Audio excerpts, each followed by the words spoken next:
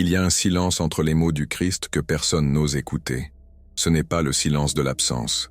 C'est le poids de quelque chose de si présent que le monde a dû bâtir 2000 ans de liturgie juste pour l'éviter. Car si vous écoutiez vraiment ce silence, si vous vous arrêtiez juste 3 secondes et laissiez les mots se dissoudre dans ce qu'ils essaient d'indiquer, toute la structure de la croyance s'effondrerait. Et à sa place, quelque chose d'impossible à contrôler commencerait à respirer. Eckhart Tolle a passé des décennies à enquêter sur ce silence. Non comme théologien, non comme croyant, mais comme quelqu'un qui s'est réveillé une nuit au bord du suicide et a senti quelque chose en lui qui n'était ni pensée, ni émotion, ni histoire personnelle. C'était juste la présence. Et quand il est revenu aux enseignements du Christ, non aux interprétations, non aux doctrines, mais aux mots bruts tels qu'ils ont été enregistrés, il a réalisé quelque chose que l'Église ne pourrait jamais admettre. Le Christ n'enseignait pas une religion. Il décrivait un état de conscience. Que feriez-vous si vous découvriez que tout ce que l'on vous a enseigné sur le christianisme a été soigneusement filtré pour retirer exactement la partie qui fonctionne, que les mots les plus radicaux ont été traduits de manière domestiquée, les enseignements les plus dangereux ont été enfouis sous des couches de rituels, et que le noyau même du message, la seule chose qui pourrait réellement libérer quelqu'un, a été transformé en un symbole vide, répété des millions de fois sans que personne ne ressente plus rien? Quand le Christ a dit « Le royaume de Dieu est au-dedans de vous », personne dans la foule n'a compris cela comme une métaphore.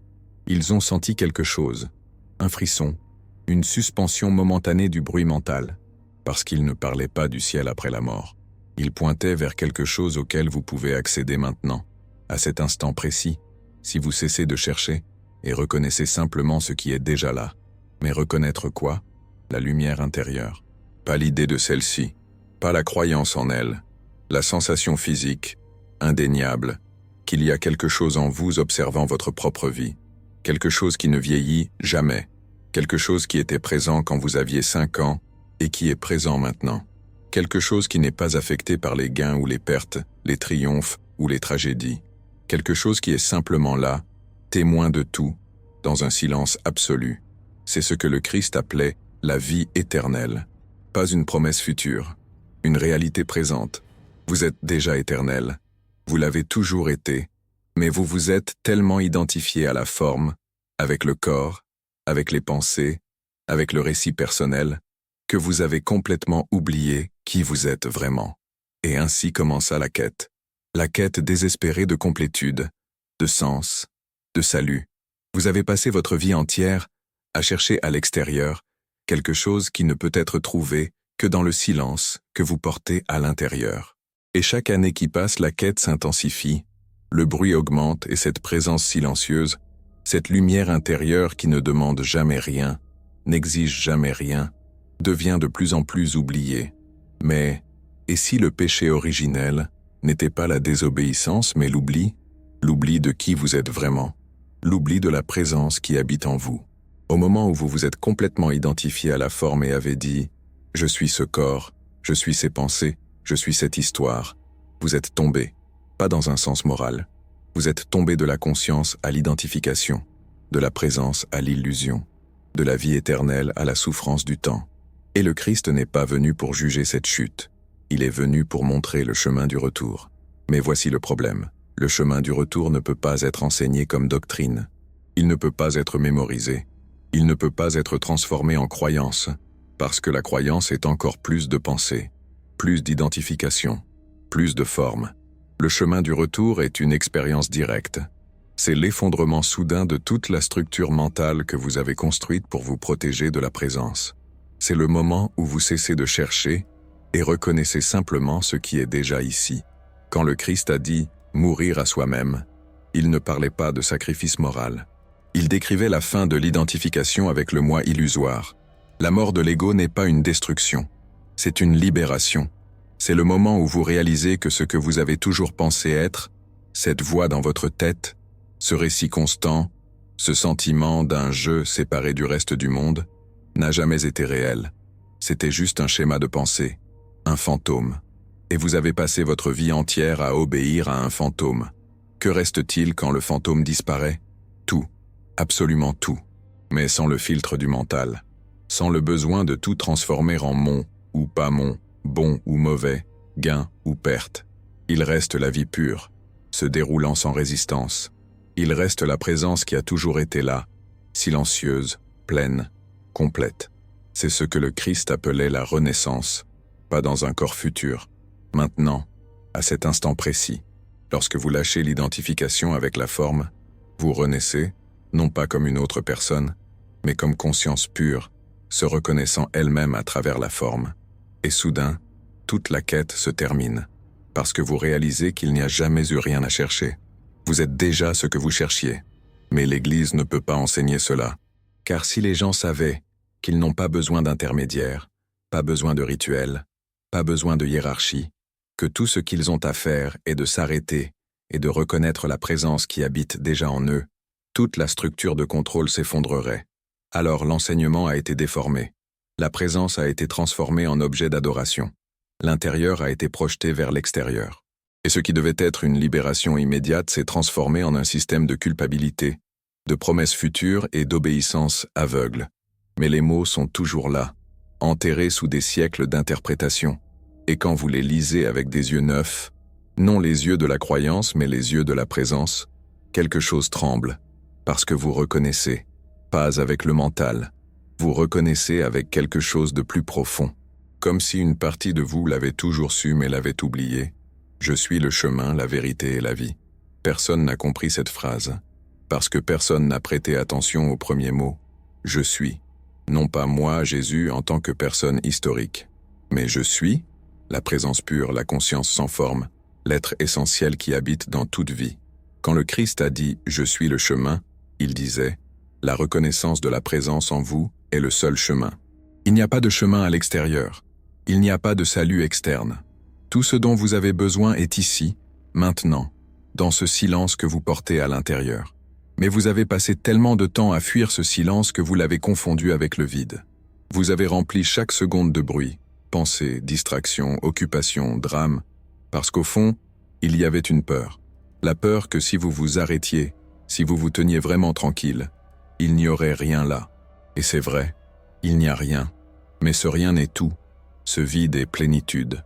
Ce silence est la seule chose réelle qui existe. Et quand vous avez finalement le courage de rencontrer ce silence, non pas pendant 3 secondes, mais assez longtemps pour laisser toute la structure mentale s'effondrer, quelque chose se passe. La lumière intérieure, qui a toujours été là mais que vous n'aviez jamais remarqué, devient soudainement indubitable. Ce n'est pas une vision. Ce n'est pas un sentiment spécial. C'est simplement la présence, se reconnaissant elle-même. Et dans cette reconnaissance, toute la quête se termine. Il n'y a plus de questions. Il n'y a plus de peur. Il n'y a plus besoin de devenir quelque chose, de prouver quelque chose, d'atteindre quelque chose. Parce que vous réalisez que vous êtes déjà complet. Vous l'étiez déjà. Vous l'avez toujours été. Et toute la lutte, toute la souffrance, tout le voyage spirituel n'était que le mental essayant de trouver à l'extérieur quelque chose qui ne peut être reconnu qu'à l'intérieur. C'est l'évangile intérieur, la bonne nouvelle que personne ne vous a racontée, que vous n'avez pas besoin d'attendre, vous n'avez pas besoin de vous améliorer, vous n'avez besoin de croire en rien, vous avez juste besoin de vous arrêter, et dans le silence de cet arrêt, reconnaître ce qui a toujours été là. Mais il y a un prix, non en sacrifice, non en effort. Le prix est de lâcher tout ce que vous pensiez être, toute identité, toute histoire, tout l'investissement émotionnel dans le drame de votre vie. Car tant que vous vous accrocherez à la forme, la présence restera cachée, non pas parce qu'elle est loin, mais parce que vous êtes trop occupé à être autre chose. Quand le Christ a dit « Laissez les morts enterrer leurs morts », il parlait de cela. Les morts sont ceux qui vivent complètement identifiés au mental, au passé, à l'histoire personnelle. Ils sont biologiquement vivants, mais spirituellement absents. Ils passent leur vie entière à enterrer un mort après l'autre. Vieux ressentiments, vieilles identités, vieux rêves, sans jamais se rendre compte qu'ils sont eux-mêmes des fantômes de pensée, errant dans un monde de formes, cherchant quelque chose qui donne un sens à l'illusion. Et le Christ n'est pas venu pour les convaincre de quoi que ce soit. Il a simplement dit « Réveillez-vous, arrêtez de rêver, arrêtez de vivre dans la mémoire et l'anticipation. Revenez à l'instant présent, parce que l'instant présent est le seul endroit où Dieu existe. L'instant présent est le seul endroit où vous existez. Tout le reste est fantasmagorie mentale. Mais le mot Dieu a été tellement contaminé qu'il a perdu tout sens. Il est devenu une croyance, une idée, quelque chose que vous acceptez ou rejetez, comme si la réalité dépendait de votre opinion. Mais Dieu, tel que le Christ l'utilisait, n'est pas une entité. Ce n'est pas une personne au ciel. C'est la présence sans forme qui donne naissance à toute forme. C'est l'espace conscient dans lequel tout se produit. C'est le silence qui contient tout son. C'est ce que vous êtes vraiment, lorsque vous lâchez tout ce que vous pensez être. Et quand vous reconnaissez cela, non pas intellectuellement mais de manière viscérale, totale, indéniable, quelque chose change pour toujours. Vous continuez à vivre, vous continuez à travailler, à vous relier, à faire face aux circonstances de la vie. Mais il y a une légèreté, une absence de résistance, parce que vous ne vous battez plus contre la vie. Vous êtes la vie, non pas ma vie, mais la vie elle-même, s'exprimant à travers cette forme particulière. C'est ce que le Christ appelait l'amour, pas le sentiment, pas l'émotion, mais l'absence de séparation. Lorsque vous réalisez que la même présence qui habite en vous habite en tous les êtres, le conflit devient impossible. Non pas parce que vous vous forcez à être bon, mais parce qu'il n'y a plus d'autre. Il n'y a que la vie, se manifestant sous des formes infinies, et vous vous reconnaissez en chacune d'elles. Mais cette reconnaissance ne peut être forcée, elle ne peut être pratiquée, elle ne peut être conquise. Elle ne peut se produire que lorsque vous cessez d'essayer. Lorsque vous lâchez toute la quête spirituelle, tout l'effort pour devenir illuminé, tout le désir d'être spécial. Lorsque vous abandonnez finalement, ce qui reste est la présence, simple, évidente, a toujours été là, et vous riez, parce que vous avez passé votre vie entière à chercher quelque chose qui n'a jamais été perdu. Vous avez cherché Dieu dans des temples, dans des livres, dans des pratiques, dans des croyances, sans jamais réaliser que Dieu regardait à travers vos yeux tout ce temps. Vous êtes ce que vous cherchiez. Vous l'avez toujours été.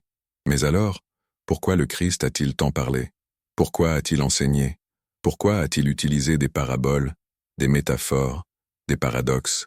Parce que le mental ne peut pas accéder à la vérité directement. Le mental vit dans le temps, dans la dualité, dans la séparation. Alors le Christ a utilisé le mental contre lui-même. Il a planté des graines de confusion, des contradictions délibérées, des affirmations impossibles, tout pour forcer le mental à renoncer à comprendre. Et quand le mental renonce, ce qui reste est la compréhension directe, la vérité qui n'a pas besoin de mots, que celui qui a des oreilles entende, non pas les oreilles physiques, mais la capacité d'écouter au-delà des mots, de sentir la présence derrière le concept, de reconnaître le silence entre les phrases, car la vérité n'est jamais dans les mots, elle est dans l'espace que les mots indiquent. Et si vous n'apprenez pas à habiter cet espace, toutes les écritures du monde ne sont que du bruit. Alors, que faites-vous de cela? Comment vivez-vous à partir de cette compréhension? Vous ne vivez pas à partir d'elle. Vous vivez comme elle. La présence n'est pas quelque chose auquel vous accédez de temps en temps. C'est ce que vous êtes, constamment. Mais vous oubliez. Vous vous perdez dans les pensées. Vous vous identifiez au drame. Et puis, quelque chose vous rappelle. Une phrase, une respiration, un moment de quiétude inattendue. Et vous revenez, non pas à un lieu, mais à vous-même, à ce qui a toujours été ici. Et chaque fois que vous revenez, l'identification à la forme s'affaiblit un peu. L'attachement au drame diminue. Le besoin de contrôler la vie se relâche. Parce que vous commencez à faire confiance à la présence. Vous commencez à réaliser qu'elle a toujours su le chemin. Elle vous a toujours guidé, même lorsque vous pensiez être perdu. Et plus vous faites confiance, plus la vie s'écoule sans résistance. Cela ne signifie pas que les défis disparaissent. Cela signifie que vous cessez de vous battre contre eux. Vous cessez de transformer chaque circonstance difficile en une crise existentielle. Vous cessez d'avoir besoin que la vie soit différente de ce qu'elle est. Et dans cette acceptation totale, non pas la résignation, mais l'acceptation consciente, quelque chose de miraculeux se produit. La vie commence à répondre. Non pas parce que vous l'avez contrôlé, mais parce que vous avez cessé de lui résister. Le Christ a appelé cela « tendre l'autre joue », non pas comme une faiblesse, comme un pouvoir, le pouvoir de ne pas réagir, de ne pas être contrôlé par l'extérieur, de rester enraciné dans la présence, quoi qu'il arrive. Parce que lorsque vous êtes enraciné dans la présence, rien ne peut vous toucher, non pas parce que vous vous protégez, mais parce que vous réalisez que ce que vous êtes vraiment n'a jamais été vulnérable. Votre corps peut être blessé, vos sentiments peuvent être meurtris, votre histoire peut être contestée, mais la présence en vous reste intacte, silencieuse, pleine, éternelle. Et lorsque vous vivez à partir de cette présence, vous devenez invincible. Non pas dans le sens que rien de mal ne vous arrive, mais dans le sens que rien de ce qui arrive ne peut vous diminuer. Et c'est cela qui dérange. Car si les gens savaient cela, s'ils ressentaient vraiment cette invulnérabilité intérieure, toute la structure de peur qui contrôle le monde s'effondrerait. Le système a besoin que vous vous sentiez incomplet, que vous vous sentiez vulnérable, que vous cherchiez la sécurité à l'extérieur. Car tant que vous cherchez à l'extérieur, vous pouvez être contrôlé. Mais lorsque vous trouvez la plénitude à l'intérieur, le jeu est terminé. Vous n'êtes plus contrôlable. Et peut-être est-ce pour cela que le message réel du Christ a été si systématiquement obscurci, non par malice consciente, mais parce que le mental collectif ne peut pas supporter autant de liberté. Le mental a besoin de structure, de hiérarchie, de règles. Il a besoin de quelque chose à faire, quelque chose à atteindre, quelque chose à craindre. La vérité que vous êtes déjà complet, déjà libre, déjà divin, est trop simple, trop dangereuse, trop révolutionnaire. Alors, elle fut enterrée, mais pas détruite, car la vérité ne peut être détruite. Elle peut être oubliée, déformée, ensevelie sous des couches de doctrine. Mais elle ressurgit toujours, parce que ce n'est pas une idée, c'est la réalité. Et vous ne pouvez pas fuir la réalité éternellement. Tôt ou tard, la vie vous force à vous réveiller, par la douleur, par la perte, par le moment où toutes vos stratégies de contrôle échouent et où vous vous retrouvez complètement désarmé, complètement vulnérable, complètement présent. Et à cet instant, que vous craignez plus que tout, vous découvrez que vous êtes à la maison. Enfin, à la maison, dans le silence que vous avez toujours porté à l'intérieur. Mais n'attendez pas l'effondrement. N'attendez pas la crise. Vous pouvez vous réveiller maintenant. Vous n'avez pas besoin de permission. Vous n'avez pas besoin d'être prêt. Vous avez juste besoin de vous arrêter. 3 secondes. Respirez. Sentez l'air entrer. Sentez le corps vivant. Et demandez, qui est en train de sentir cela? Qui est conscient d'être conscient? Ne répondez pas avec le mental. Sentez la réponse. Elle est là. Elle l'a toujours été. Silencieuse, pleine, éternelle. Et quand vous la reconnaissez, non pas comme concept, mais comme expérience directe, quelque chose se dénoue. Une couche d'identification se dissout.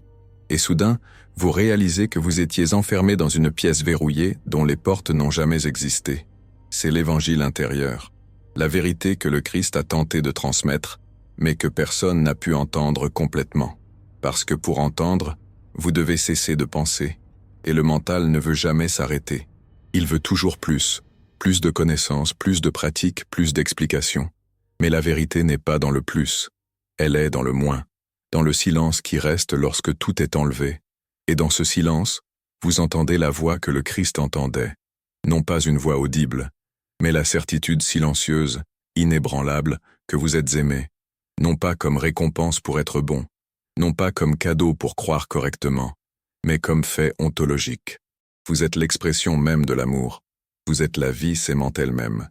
Et lorsque vous reconnaissez cela, toute la souffrance basée sur le fait de ne pas être suffisant, de ne pas être aimé, de ne pas être digne, toute cette souffrance se révèle être une illusion.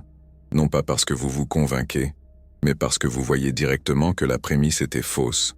Vous n'avez jamais été séparé, jamais été incomplet, jamais été indigne. Vous êtes la conscience infinie, jouant à être finie, et lorsque le jeu devient trop sérieux, lorsque l'identification devient trop profonde, la souffrance surgit pour vous rappeler « Réveillez-vous, ce n'est qu'un jeu, vous n'êtes pas le personnage, vous êtes la conscience qui l'habite. » Mais voici le paradoxe final. Lorsque vous vous réveillez, vous n'abandonnez pas le personnage. Vous continuez à vivre la vie humaine. Vous continuez à avoir des préférences, à faire des choix, à poursuivre des objectifs. Mais il y a une légèreté, parce que vous savez que c'est un jeu. Vous jouez sans vous y perdre. Vous vous souciez profondément, mais ne vous identifiez pas totalement. Et cette combinaison, d'engagement total avec détachement intérieur, est ce que le Christ appelait « être dans le monde », mais ne pas être du monde. Vous vivez dans la forme, mais n'êtes pas défini par elle. Vous expérimentez le temps mais restez enraciné dans l'éternité. Vous participez au drame humain, mais n'oubliez jamais que vous êtes l'espace dans lequel le drame se produit. Et dans cette danse paradoxale entre forme et vide, temps et éternité, vous et la vie, vous découvrez la liberté que vous avez toujours cherchée. Mais la liberté n'est pas ce que vous pensiez. Ce n'est pas faire ce que vous voulez. Ce n'est pas avoir le contrôle sur les circonstances. La liberté est de ne pas avoir besoin que la vie soit différente de ce qu'elle est. C'est la capacité de dire oui à la vie, exactement telle qu'elle se présente, sans perdre la présence. Et lorsque vous y parvenez, lorsque vous acceptez totalement l'instant présent, quelque chose de miraculeux se produit. La résistance qui créait toute la souffrance disparaît, et ce qui reste est la paix. Non pas la paix d'un moment calme, mais la paix qui est là, même au milieu du chaos. C'est ce que le Christ expérimentait. La paix au milieu de la tempête, la présence au milieu de la crucifixion, l'amour au milieu de la trahison, parce qu'il n'était pas identifié à la forme. Il était enraciné dans la présence, et la présence n'est jamais perturbée. Peu importe ce qui se passe en surface, vous pouvez accéder à cette même présence, maintenant, non pas parce que vous êtes spécial, parce que vous êtes humain, et tout être humain porte cette lumière intérieure. La seule différence entre vous et le Christ est qu'il a reconnu complètement qui il était, et vous êtes encore en train de reconnaître. Mais le processus n'est pas long, il est instantané. À tout moment, vous pouvez vous arrêter, revenir à la présence, et reconnaître « je suis ». Et dans cette simple reconnaissance, tout change. Parce que « je suis » n'est pas une affirmation personnelle. C'est le nom de Dieu, c'est le nom de la conscience pure, c'est le nom de la présence qui habite dans toute vie. Et quand vous dites « je suis » et ressentez vraiment ce que cela signifie, non pas intellectuellement, mais avec chaque cellule de votre corps, vous entrez dans le royaume, non pas après la mort, maintenant, ici, à cet instant précis. Et soudain, les mots du Christ prennent tout leur sens. Le royaume de Dieu est au-dedans de vous. Il n'arrive pas, il est là. Moi et le Père sommes un, non pas comme personne et entité, mais comme forme et essence. La vérité vous rendra libre, non la croyance en la vérité, la reconnaissance directe de la vérité. Je suis le chemin, non pas le chemin comme route, mais le chemin comme être. La reconnaissance de je suis est le seul chemin. Tout le reste est un détour.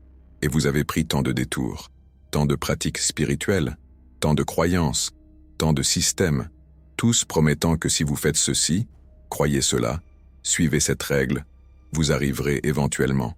Mais arrivez où? Vous êtes déjà ici. Vous l'avez toujours été. Le problème n'est pas que vous devez aller quelque part. Le problème est que vous êtes trop occupé à aller. Et ne vous arrêtez jamais pour réaliser que vous êtes déjà arrivé. Alors, arrêtez-vous. Maintenant. Pas après avoir terminé ce texte. Maintenant. Pendant que vous lisez. Sentez le corps. Sentez la respiration. Sentez la présence qui est en train de lire ces mots. Qui est cette présence? D'où vient-elle? Où va-t-elle quand vous dormez? Et pourquoi, peu importe ce qui se passe dans votre vie, reste-t-elle intacte, silencieuse, pleine? Ce ne sont pas des questions auxquelles le mental doit répondre. Ce sont des questions pour vous forcer à regarder. Et quand vous regardez, non pas avec les yeux mais avec l'attention pure, vous voyez, et voir, c'est savoir. Pas une connaissance intellectuelle, mais une connaissance qui dissout tout doute, parce que vous ne croyez plus. Vous savez? Et le savoir est irrévocable. C'est la gnose, la connaissance directe. C'était ce que cherchaient les premiers chrétiens. Non pas la foi aveugle, mais l'expérience directe du divin. Et l'Église a dû supprimer cette tradition, car elle rendait la hiérarchie non pertinente. Si vous pouvez connaître Dieu directement, vous n'avez pas besoin de prêtres, de rituels, d'institutions. Vous devenez votre propre temple. Et cela est inacceptable pour toute structure de pouvoir. Mais la vérité a survécu, en fragments, dans des textes cachés, dans des lignées secrètes, et, par-dessus tout, dans la structure même de la conscience humaine, car vous ne pouvez pas détruire la vérité. Elle est tissée dans l'essence même de ce que vous êtes, et peu importe combien de couches de conditionnement vous empilez sur elle, tôt ou tard, elle éclate, généralement à travers une crise, généralement lorsque tout s'effondre, car ce n'est que lorsque les structures externes s'écroulent que vous êtes forcé de regarder à l'intérieur, et à l'intérieur, vous trouvez le silence. Ce silence que vous avez toujours craint, Mais lorsque vous avez finalement le courage d'y entrer complètement, vous découvrez que ce n'est pas le vide, c'est la plénitude. Ce n'est pas l'absence, c'est la présence absolue. Et dans cette présence, toutes les questions se dissolvent, non pas parce que vous avez trouvé des réponses, mais parce que les questions n'existaient que parce que vous étiez identifié au mental. Et le mental vit de questions, vit de problèmes, vit de quêtes. Sans quête, le mental n'a pas de fonction. Alors, lorsque vous cessez de chercher, le mental panique. Il crée de nouveaux problèmes, de nouveaux doutes, de nouvelles peurs, tout pour vous maintenir en mouvement, vous maintenir à la recherche.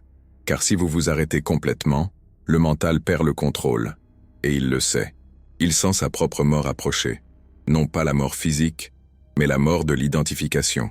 La mort du moi, illusoire. Et cette mort est ce que le Christ appelait la crucifixion. Non pas la mort physique sur la croix, mais la mort de l'ego, la dissolution volontaire de toute identité personnelle. Et de l'autre côté de cette mort se trouve la résurrection, la renaissance en tant que présence pure, en tant que vie éternelle, en tant qu'amour sans objet. Mais vous n'avez pas besoin d'attendre 3 jours.